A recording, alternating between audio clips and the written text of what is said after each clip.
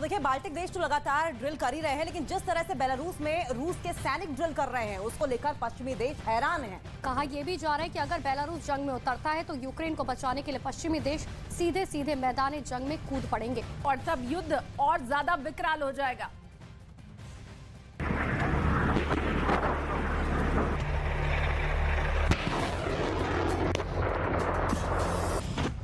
असल में बेलारूस के मैदान जंग में सीधे कूदने का मतलब होगा नेटो से पंगा।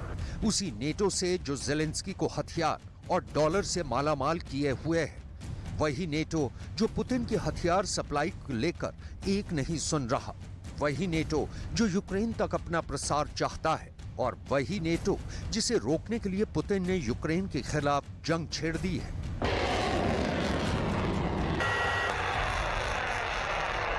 तो अब तक जो लड़ाई जमीन पर हुई। बिजनेस लोन के लिए बैंक गए तो बिजनेस प्लान दिखाइए करके पूछते हैं। बिजनेस प्लान कैसे करना है, इसे प्रैक्टिकली सीखना है तो फ्रीडम ऐप को अभी डाउनलोड करें।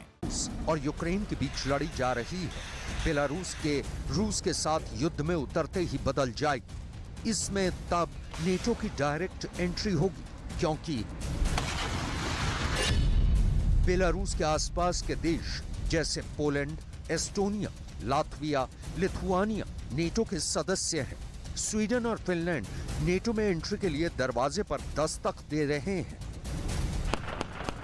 बेलारूस के युद्ध में शामिल होते ही ये देश भी यूक्रेन को बचाने के लिए जवाबी कार्रवाई के लिए मैदान में जरूर उतरेंगे। तब पुतिन के लिए इतने देशों और अमेरिका के नेतृत्व में 30 देशों के सैन्य संगठन नेटो के साथ लड़ना बहुत मुश्किल होगा।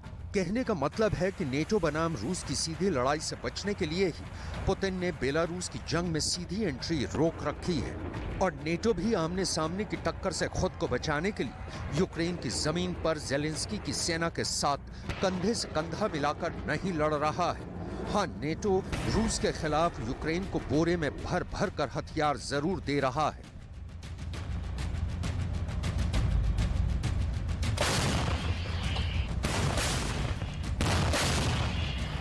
रूस बेलारूस की दोस्ती सिर्फ दो देशों के बीच की दोस्ती नहीं है।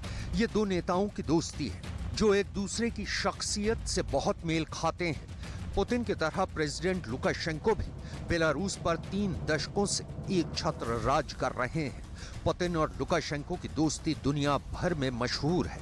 रूस और बेलारूस की सेनाओं का साथ आना न सिर्फ यूक्रेन बल्कि पूरी दुनिया के लिए चिंता की बात है। बल्कि ये देखना महत्वपूर्ण होगा कि अमेरिका, ब्रिटेन जैसे पश्चिमी देश इस पर क्या प्रतिक्रिया देते हैं, क्योंकि पुतिन ने तो इरादा जाहिर कर दिया है कि बेलारूस बहुत दिनों तक रूस के सहयोगी की तरह युद्ध में बर्ताव नहीं करेगा, बल्कि उसके सैनिक रूस की आर्मी के साथ यूक्रेन की जमीन पर भी लड़ते दिखेंगे।